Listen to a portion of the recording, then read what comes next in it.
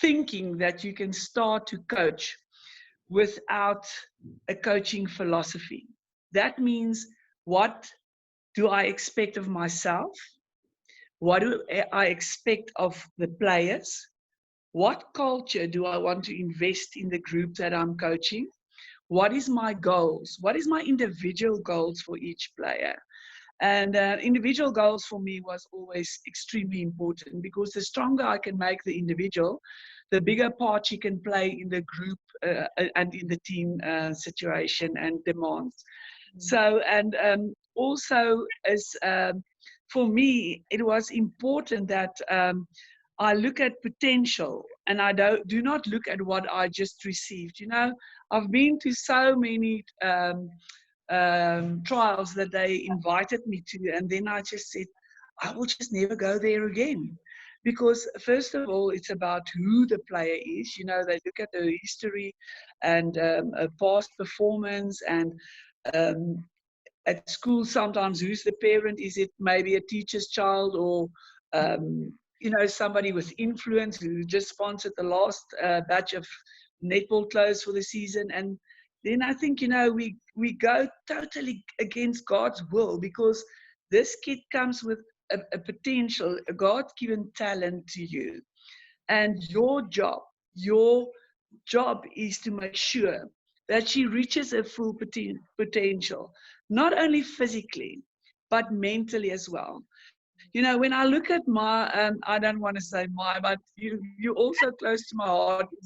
If I look at the players I've coached and I look at the women they've become, then I'm more proud of them, where they are directors of netball and, you know, extremely good coaches, good ambassadors of South Africa, uh, amazing, strong, formidable women, than the gold medals we took and the trophies we took, you know. So you coach with a long-term, it's basically a long-term investment. You do not only invest in preparing for a season or a series or a tournament, you're preparing a player for life. And also, it bothers me that coaches, I don't know whether they're losing it or whether they're looking for a quick fix. But for me, it was important to earn respect from players. I walk in, I remember the very first day I walked in 2011 at the first training camp, and they were looking at me like this, and I was looking at them like this, and I said, what the hell is going on here? Some of you got Protea tops on, and I could just see there's no culture, there's no pride. There's some of them think you could have just invited them to some Sunday school picnic. And I just said, all of you, just go back to your rooms and go get dressed up in any training top, but not a Protea top. We will decide when you are ready and when you understand what this is for, what this stands for, what is the meaning of playing for your country, what do you really represent. And I mean, it was quite a shock for a few of them, but I think the players that really had the integrity I wanted in a player, and the grit and the loyalty, they pulled through. Some of them never survived me, but one of those things. Elize, I think it's great that you were mentioning this about the Proteas, because I can still remember that. And something I remember from you as a coach very strongly was your pride, and how you just said that you got to be, when you're wearing a jacket or when you're wearing a uniform, you got to own it, you got to deserve it. And that's something that's been part of your coaching philosophy ever since, no matter at what level you coach, is bringing that pride back into the team. Pride, I think wearing the green and gold for me was most probably, I think I once told you guys, when I get dressed before a game and I put on my jacket, I feel like a superwoman, or I get these extra powers, like my little grandchild would say, and line up against you and standing for something, giving hope to all the million netball players that dream to be like you and to play like you, and just the whole green and gold thing. And it really upsets me so much when people make the green and gold cheap. I've been in many times in trouble because I'm very outspoken about that. Um, I've even said twice in my life that I won't get on an aeroplane with a player because she doesn't know what this is, what this stands for. She's going to let us down. If she gets on that aeroplane, I'm getting out, and I would have done it. So bringing pride back into the Protea squad was my main mission, and then to create an environment where you feel safe and where you feel happy and where you feel trust. It is so important that you know that you can come and talk to me. I mean, there was two sides of me. They said, I listened to an interview once, whether it was a All Black player, captain, that they had. I'll come to the name just now. They said to him, "You're actually a very nice person. You know, when you get out on that court, you're really mean and you're not very likable." And I felt exactly the same. When I put on the green and gold, and when I work for my country and I work for my team, I become a totally different player, a person and player. And sometimes not very likable, but there's a job that needs to be done. But once we get outside the four lines, I'm Elize. I'm approachable. I'm always approachable as a coach as well. We've had a few discussions on things that you players tell me, maybe we should do this way. I said, okay, you prove me that it's better than my way, then we go that way. So, and not many coaches have that. Many coaches, their egos are too big. You know, it's about what they say and what they do and about me. Coaching is a very humble and a very unthankful job. So to come to that, to pride, Amanda's, I am so proud seeing the Proteas carrying that green and gold with pride again. It was tough. There was a few ones that took longer, but eventually we got them there. Elize, knowing that, as you were saying, that coaching philosophy is something that you might only see once the players leave you or once they move on. Like you were saying, how you've invested in some quality players and seeing them now really makes you happy. Do you think that a philosophy is something that we as coaches can continuously work on to improve? Or is it something that you do for yourself and you say, come high or low, this is what I believe, and that's it? Or do we improve as we get older? Yeah, if you can just tell us a bit more about that. My coaching philosophy never changed. I think it got better over the years because you get more wise, you get older. You know, there's ways that you changed. For me, the individual is extremely important. I don't want to change a player's character that plays for me because that very character and guts got her into a side. And then sometimes coaches want to tame these players. I mean, they're not circus animals. You don't tame a player. You know, you manage them to get the best out of them. You know, you actually make them aware of abilities that they didn't know they have. You know, the strengths and but coaching philosophy is something for me. I am very player orientated. I am standing up for, and I will fight, and I will make my back straight for my players and my team. It's like my kids, you know. You protect them, but you also guide them. When they're out of line, I am not afraid to call them and pull them back in line and tell them that they're out of line. You cannot feel intimidated by a player. And you cannot feel intimidated by your opponent. You cannot feel, there was at a stage that I think, what the hell? These players are admiring their opponents, admiring. I could never be like that. I have a lot of respect for many international coaches and South African coaches, but I do not fear them. I do not fear them. It's never personal. It's about when I play against you and your team win, I need to go back and fix it. I need to go, where did I slip up with my coaching that my player didn't know that she could have actually outwitted and outplayed that player? Did I give her the information?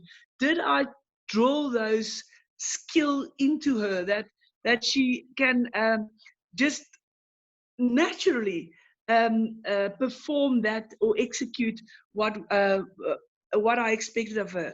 So many coaches will go back and after a loss, and I think we're getting off track now, but this is such an important point to me. When I became more older and wiser, I don't want to say old, I prefer vintage, is that then I realized I first have to, after a match, go to myself. Why did this player fail in that situation? Why couldn't she stood up to the pressure? And then I will analyze and evaluate myself. Did you spend enough time teaching her that? How many hours, Elize? How many hours? And then I will go to the player afterwards and say, I should have said to you, this is what you should do when that situation happened. And coaches tend to throw it back to players. I'm not always very likable, but I don't care, actually, as long as I don't hurt anybody, but their feelings. But there was a specific coach that told me, no, she can't work with this player because she can't do this and she can't do that and she can't do that. And I said, okay, how many hours you are a coach? That means fixing, teaching, taking her to places that she's never been, that she never thought that she could be. And how many hours did you spend in that circle with that player, teaching her how to handle that pressure? She couldn't answer me. So you can just imagine me telling her she didn't do a job, go back and see if you can fix it. So yeah, it's not easy, Amanda. If you coach at a certain level, it's about the detail. It's about the individual coaching that you do. It's about preparing that player mentally so that she can absorb any circumstances. I had a philosophy, and I still have it, and maybe I think I will still get the opportunity. I don't know. But if it comes to me, I'll grab it with both hands.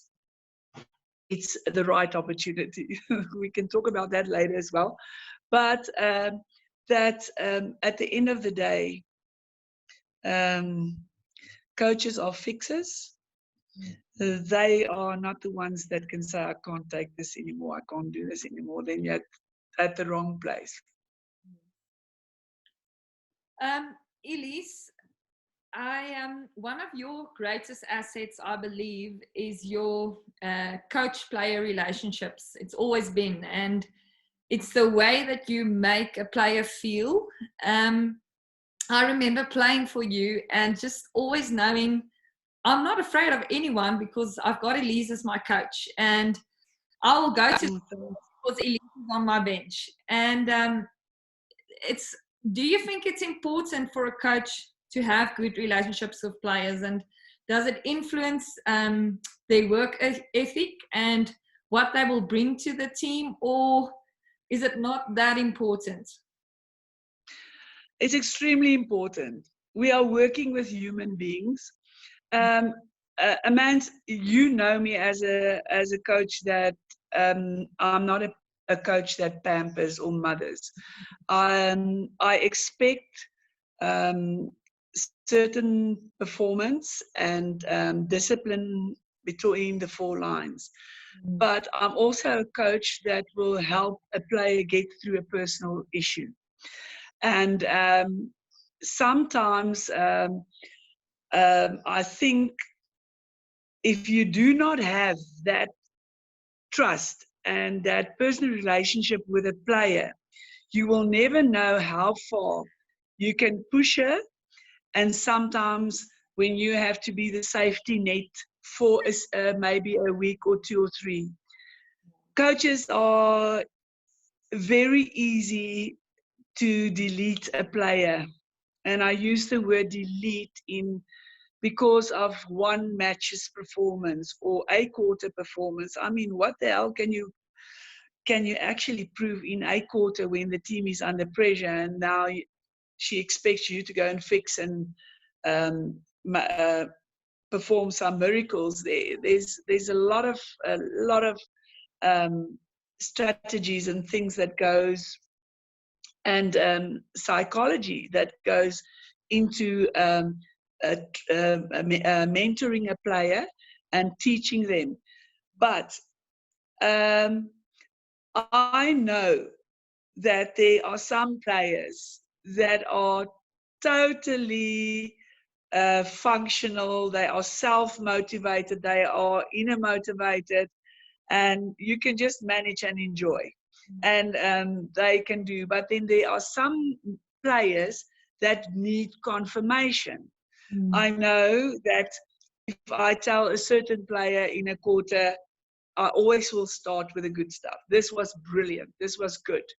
But what is bothering you about this player at the moment? Because we're not getting there, and I don't think I can see it from the side. Can you maybe guide me, tell me that so that I can give you the solution?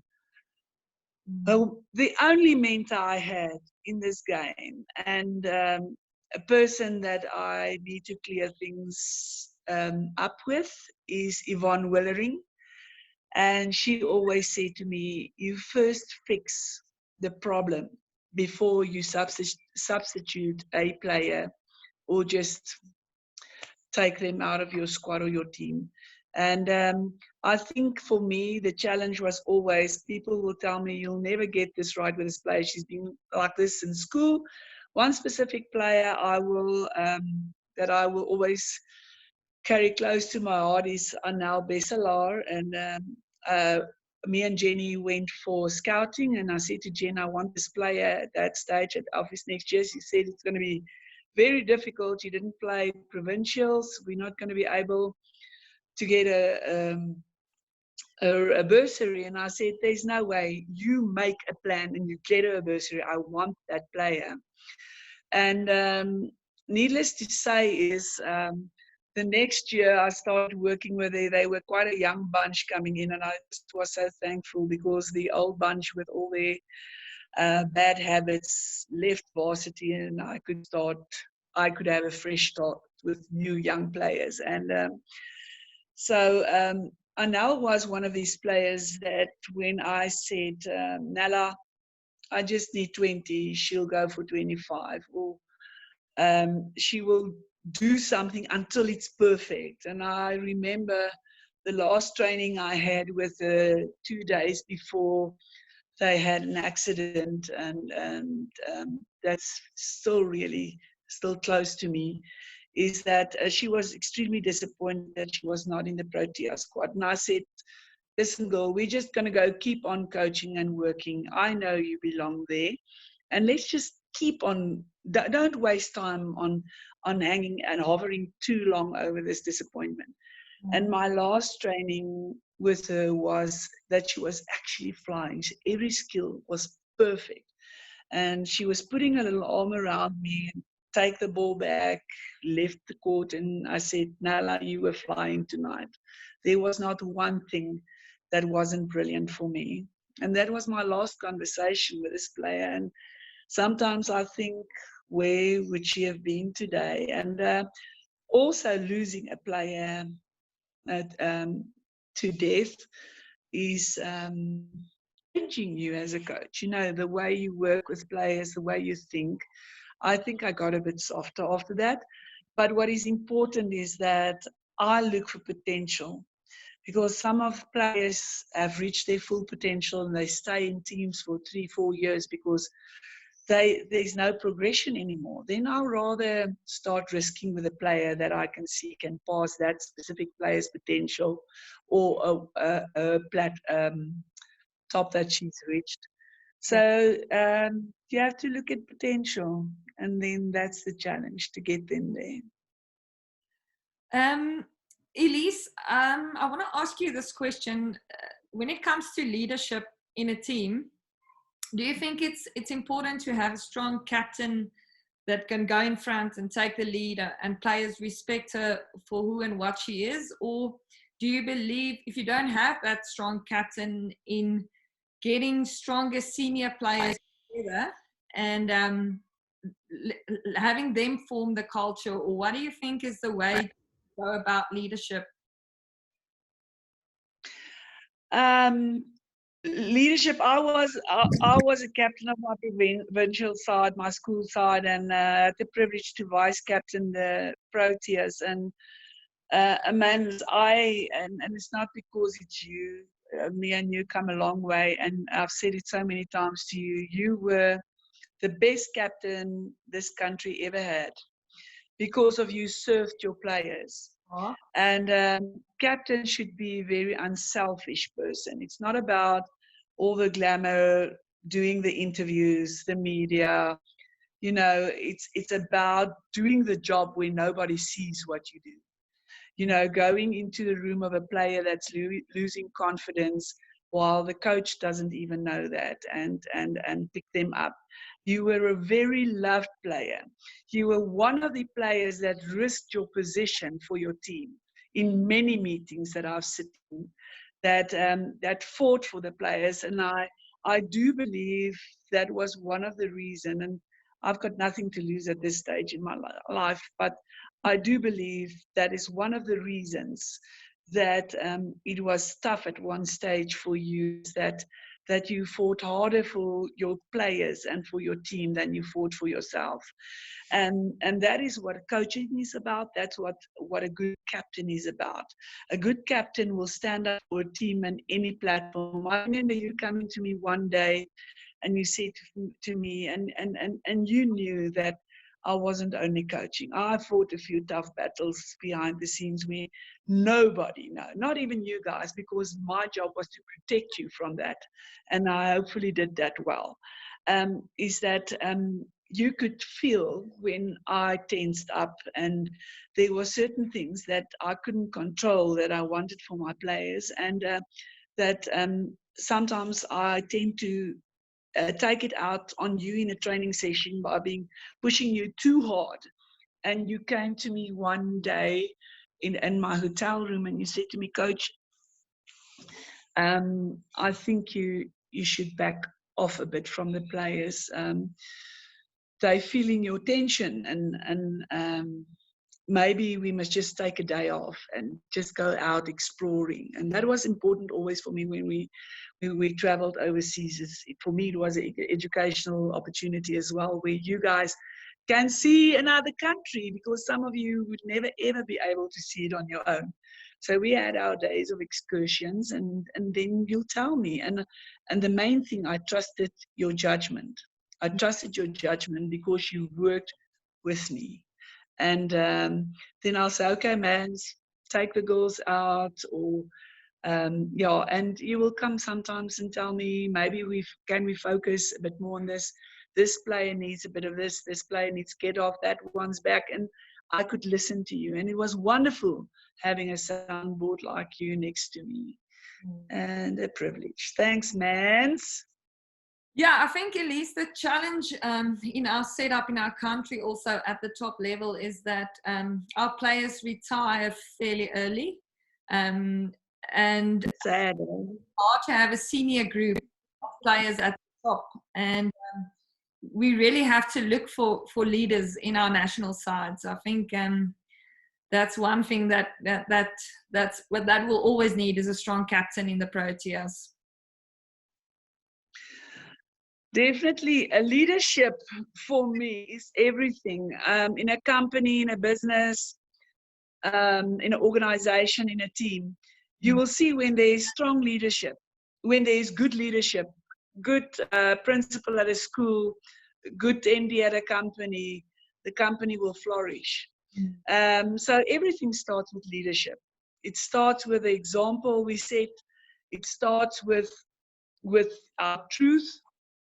It starts for not backing from the truth, standing up for what is right, not compromising ethics and beliefs. And, I sometimes just look and I said, I'm truly thankful. And I can say this with such a calm and honest heart that I never had to compromise. To say, okay, I'll just go along for the t-shirt, the tip, and the tracksuit. I could never be. I always called them the triple T squad. They're only in it for the trip, tracksuit, and the t-shirt. Yeah. So I was very fortunate that I could actually afford. So for me, it is difficult. It's difficult to get into.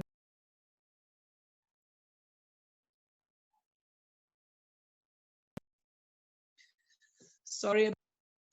Oh no, it's fine. Sorry about this. I'm getting a phone call. I'm not getting many phone calls lately, but now I'll get one. But anyway, so let me just say, Amanda, that for me, and I think, I've got into meetings where people will tell me, I know you don't like me, or and really serious meetings. And I said, you got it so wrong. I've never said that I don't like you. I don't like the way you operate. And I don't like the way you treat my players. Or I don't like the way you managing and that you directing the green and gold. So for me, it was never personal. It was about the cause. It was about the cause, being the best coach that I can be, guiding my players to the best that they can be. Make them believe that I have their backs. And I believe that most of them had mine. Elize, I can clearly remember the first time that I ever saw you. You were a guest speaker at a function, and by that time, I'm sure you were the Protea coach first time around, because just for our viewers, I know that you've coached the Proteas twice in your career.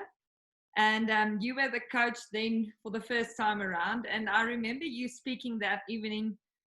And I was absolutely mesmerized by this lady. And I just couldn't stop staring at you.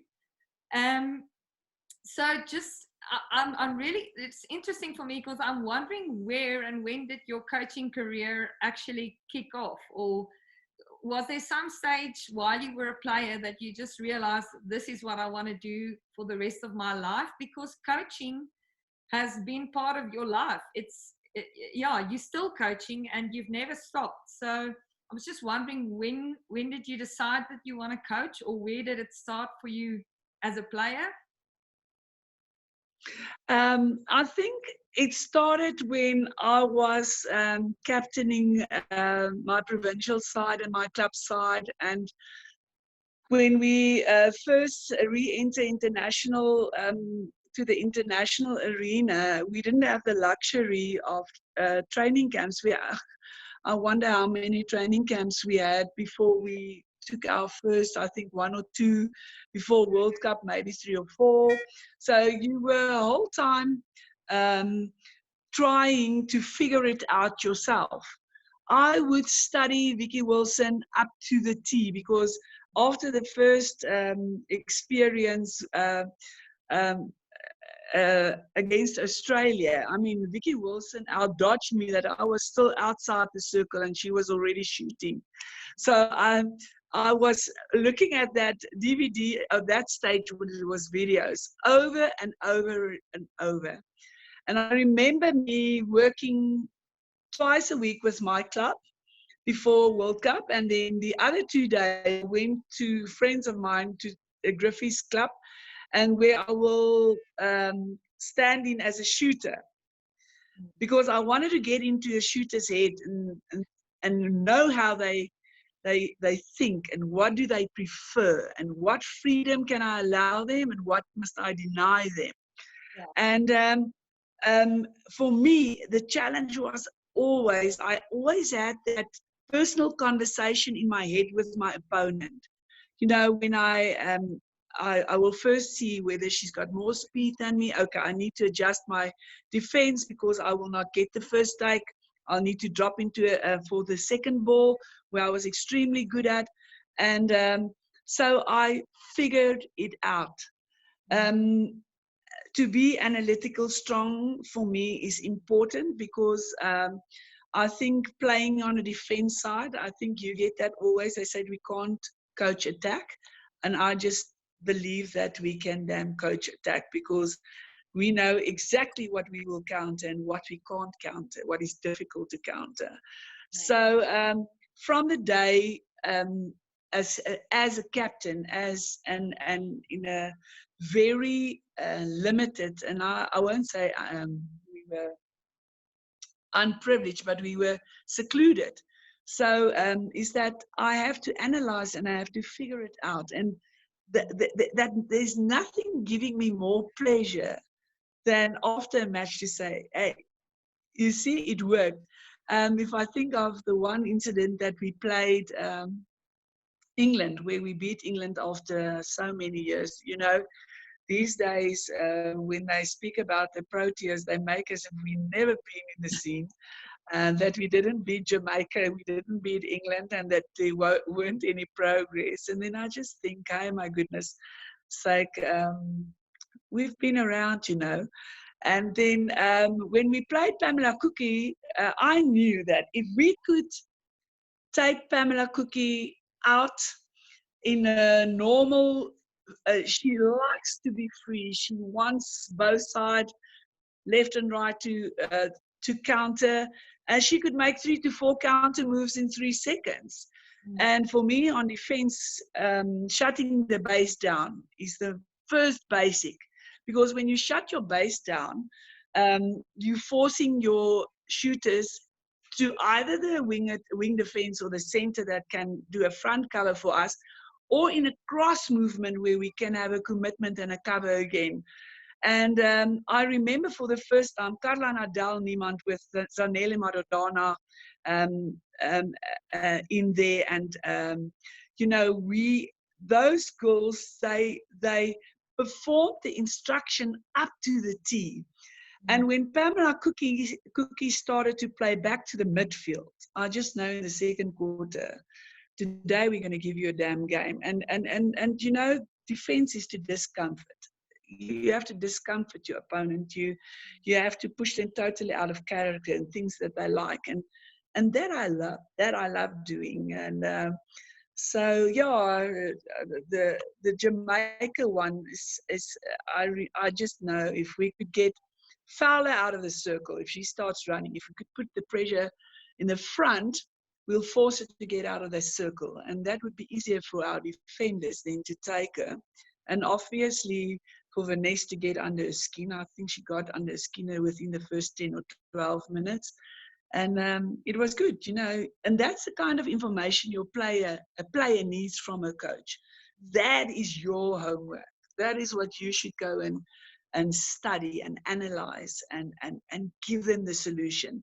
And sometimes if you do not have the solution, include the team.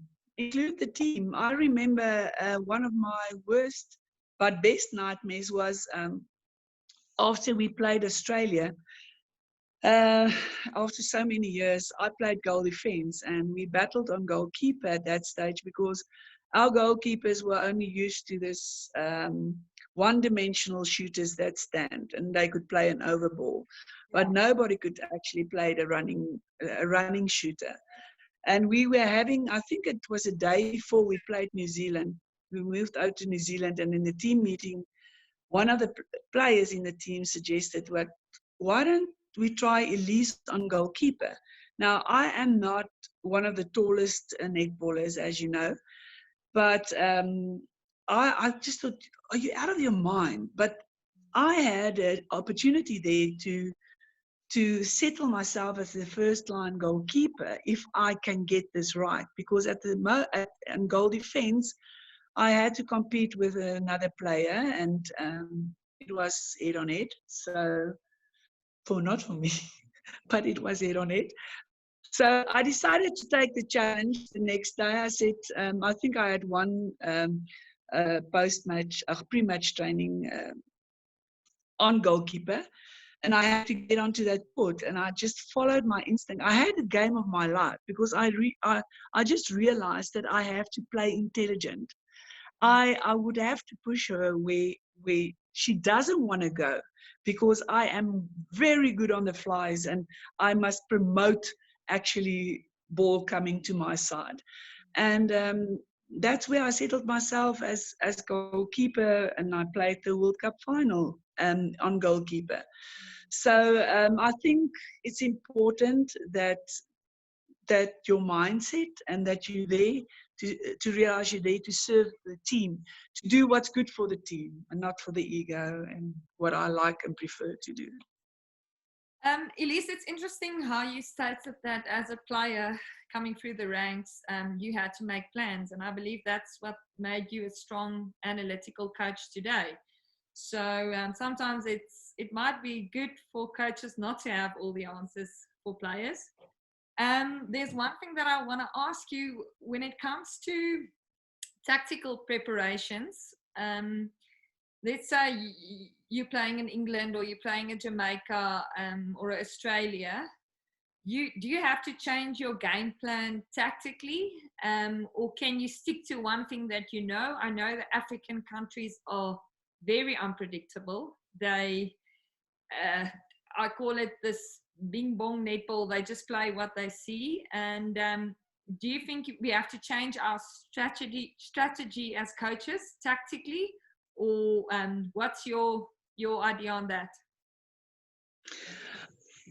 Amanda, you don't even you have to change tactically. Every team has an identity and a way they play. It was really sad for me how every country in the world that was strong and play like the Australian. You know, when Australia was on their most dangerous was when they had a running circle, because they split the defense. Their speed was unbeatable. It was a nightmare.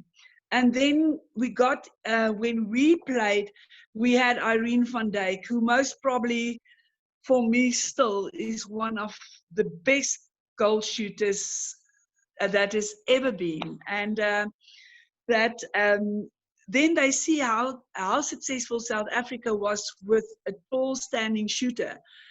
And then Irene sort of became the role model for shooters. You know, this is what they think is success. Australia changed. New Zealand had the privilege to get Irene, and I must say they developed her to a complete player, where she started moving. She took shots further than just in her comfort zone. They really completed her as a player, and I was so glad when I saw her moving out of the circle, just helping the defense, you know, when they threw a strong defense line, to break that defense line, give them a strong lead from the circle. And then Australia started with Bassett, you know, a standing shooter, and they played basically into the defense has become such a science, is that for every movement on that court, there's a solution. So defense, it has really become quite a defensive game lately, as I see in the last World Cup and Commonwealth and international games. Now, for me, it's always to have that plan B and to have that surprise. You need to have a moving circle, and you need to also have that comfort in the taller positional strong player that control this a circle. A goal shooter that can control the circle is such a wonderful asset. So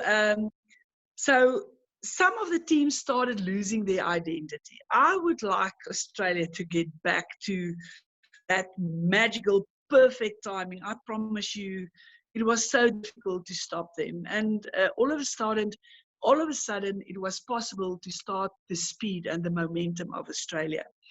Then Jamaica also was influenced by Australian coach. And Jamaica was extremely good because they have these wonderful tall players that is natural athletes.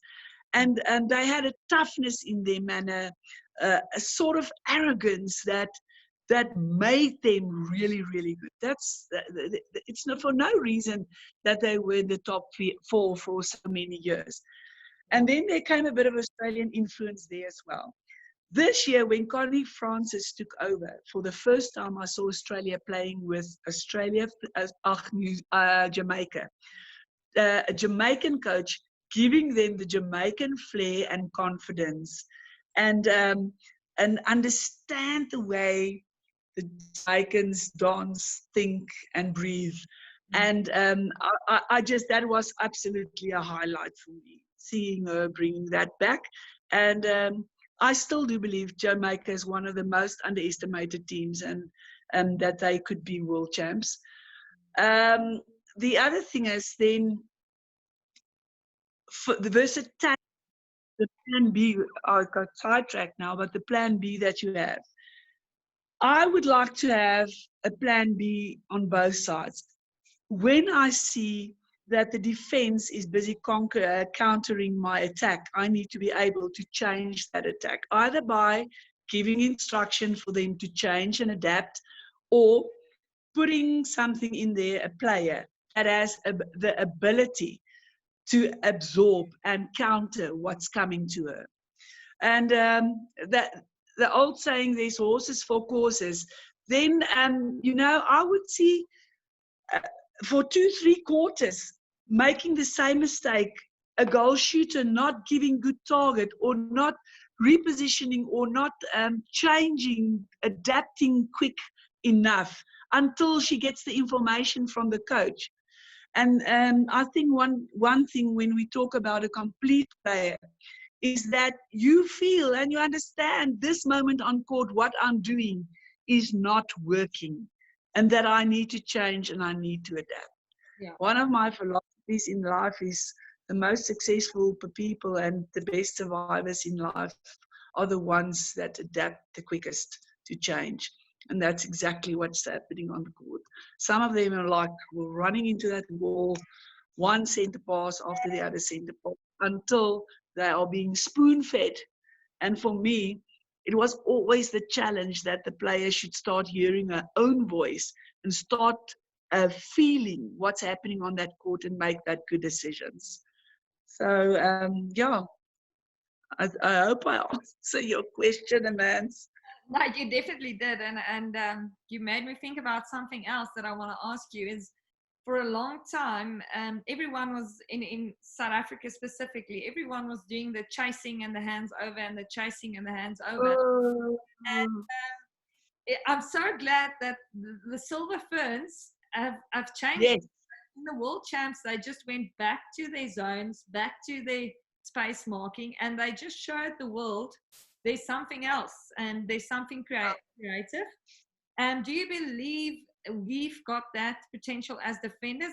We're sitting with one of the best defenders in the world, Carla Pretorius, and that makes me think and wonder, do we have the potential on defense to be creative and to set up things? And what do you think? For me, I have always had great respect for the Silver Ferns defense. And I think Dame Nolene brought all the fire, creativity, and confidence back in the Ferns in a very short period. Mm. And that takes a lot of character, that takes a lot of guts, and that takes a highly intelligent coach and woman to do that in such a short period. You know, when I studied the other teams, I always said there was a time that the Ferns would put up a zone defense, and that they know exactly what they expect from each other. And their defense units was so well structured. It was extremely difficult to break through that. So I do believe that coaches that are not so comfortable with defense, for me, it's, if I may use the word, imagineless. No imagination in that defense, is just pushing and hands up, pushing and hands up. For me, the type of defense that I always believed in, and I do believe you remember our national final, national championships in Potchefstroom. One of the journalists, asked me, how is it possible that you can set up a defense that every space is covered? Every space is covered. Mm. I am a firm believer in the confuse the space, setting up good intercept lines, creating, promoting opportunities for each other. Is that sometimes to let them get the first ball and to shut down the court, the rest of it, it gives you opportunity, especially when there's a lot of attacking speed on court, is to actually let them get the first one and get your structures fixed then, and your structures set.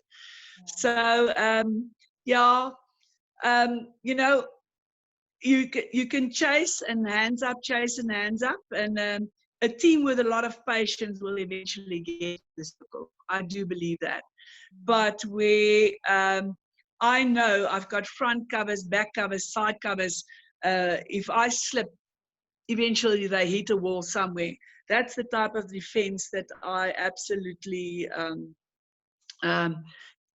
crave. I live for that, and to make them see how strong you basically can be if you depend on each other on defense. So some coaches prefer very isolated defense. That's what I say is, I would love to coach not coach. I would like to be a defense coach for a team like Jamaica, with all those potential to get their defense structures right, to make them see that if you work as a unit, there's so much more into it. And New Zealand proved it.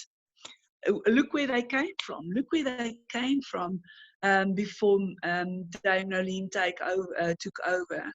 And it just shows you what the energy and the spirit and the belief and a strong character can bring to a team in a very short time. Yeah, yes, I just love.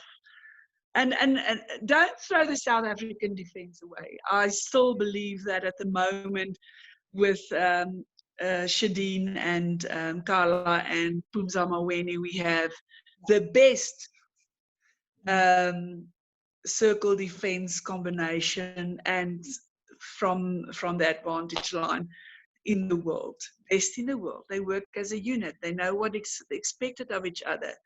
They cover their base, force them into the front in the cross drives, and rely on the front covers to help them. Very intelligent defense. Very intelligent defense. Elize, I couldn't agree with you more. Seeing those three players in the Australian League has just been tremendous. Yeah. We're talking. Yeah. So, sorry, I want to ask you this. Nolene Taurua, when she took over as Silver Ferns coach, what's so incredible for me about her, and I just absolutely love her, is that she just brought in experienced coaches into her coaching environment. And I believe with that, she had a lot of trust in the people that she brought in. I know she brought in Yvonne Willering and Donna Wilkins, and there was another coach that she did bring in, just to share something with them.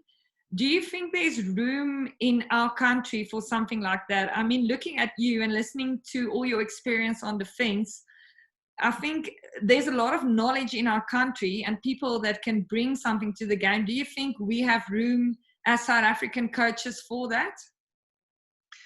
We definitely do have. If we lose, if they lose their egos, if they lose their egos, because it's not about you, it's about bringing in. I realized what was my weaknesses. I brought in, you have to bring in what is best for the team.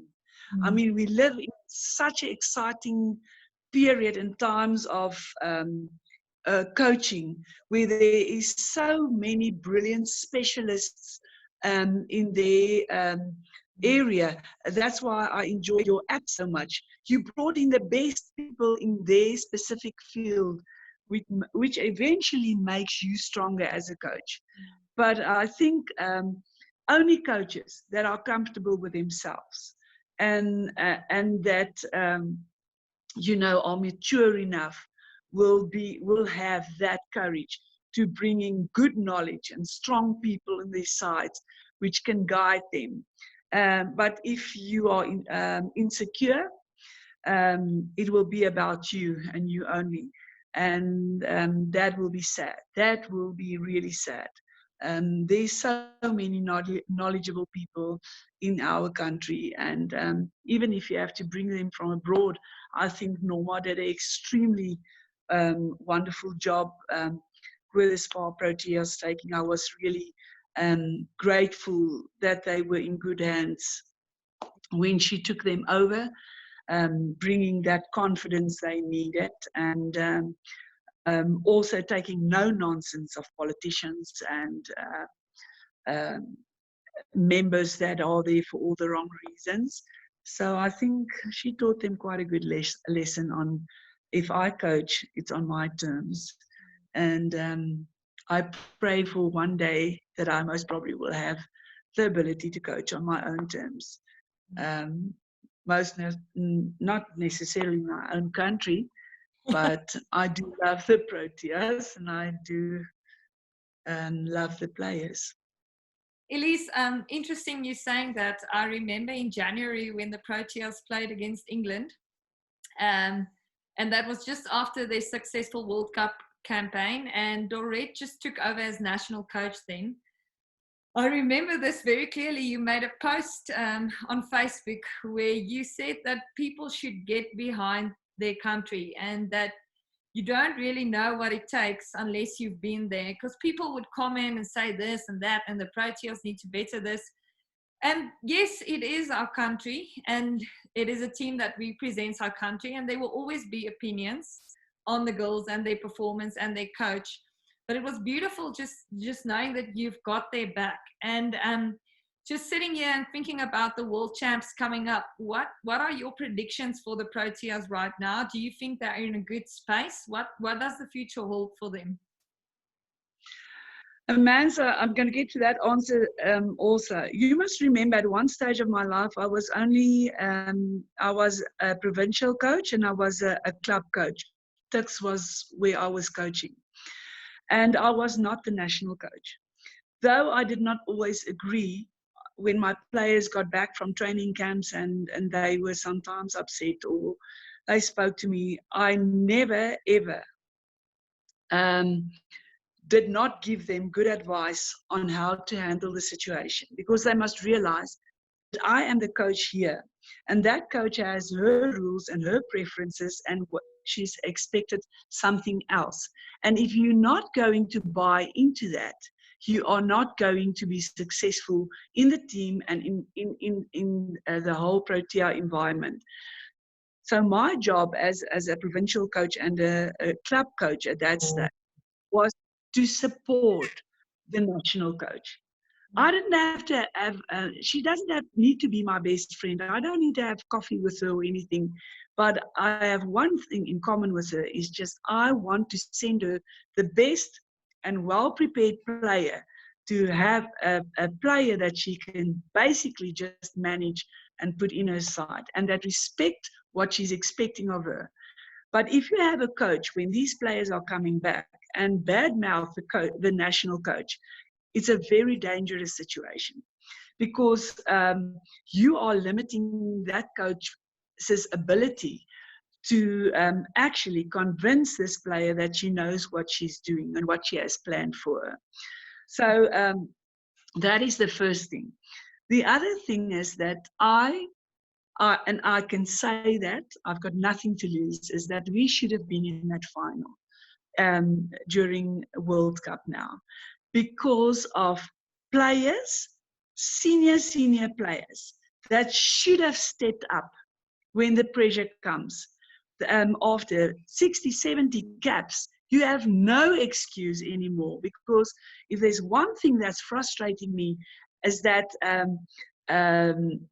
when people are talking to the media or players or captains or coaches, making as if South Africa are a victim country. We got a damn silver medal, 95. We've taken the top countries now on the past few years, 2, 3, 4 years. And then always coming with that excuse, I had to do it without this player, or without that, or without that. That for me is most probably one of the worst things a coach can say in an interview, to say, I had to play this game with X or with Y. While you're sitting with players who have an average of 60, 70 caps. So I had this conversation after World Cup with a coach that said to me, it was really a drawback when we lost a player that had to go back, a prominent player. And I said, if I look at Maria Tutaya, when they brought in that new youngster, I asked you, I said, Williamson, what was that goal shooter from New Zealand, a youngster, but she's brilliant. Yes, that, Tutaya felt that she was not comfortable yet. And she dominated, and she played until, keep that ball alive, until she was ready. That player was ready. And then she released. She played with so much intelligence and in the momentness, comforting this player. And it was about 2 or 3 tests, and this girl was flying. And that is the job of your senior players, and your players with caps, with 100 caps, 70 caps, coming up with these excuses. Yes, but we had to play without that girl. And that player that actually substituted at the end of the day, when she found her feet, she could have been there earlier, when the senior players could have had the ability to comfort her. When she had a goal attack to say, listen, I'm here for you. I'll take the flak, and I'll put up the shots for you. And we just didn't have that. All the players went onto that court, we're playing without this player, And one player cannot, it's about the unit. It's about the team. It's about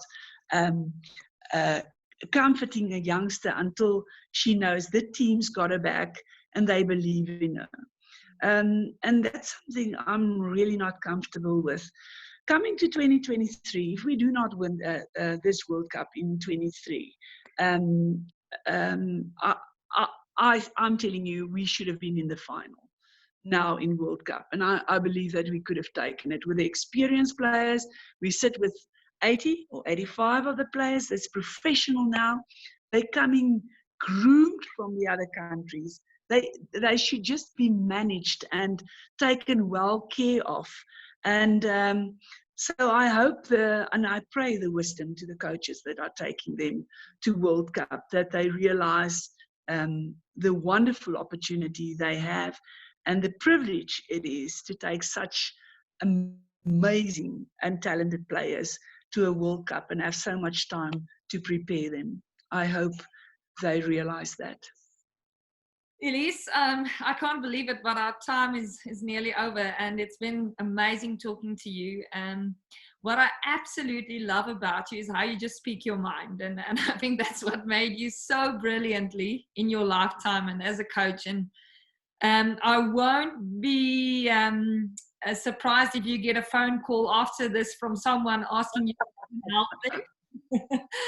But if I can finish off with this one question, and just to say thank you again for joining us today, and for all the wisdom that you've got. And you've got so much to share in our country. And I hope that you will again coach at the top level, or even if it's just to give them some of your expertise. But one thing I really want to ask you is that, to the coaches that's listening, is there any advice that you would give to them, because they might be sitting and thinking, I just want to be a better coach, I just want to be better at what I do? Is there something that you would give advice that you would give to them? Yes. First of all, you have to do it for the right reasons.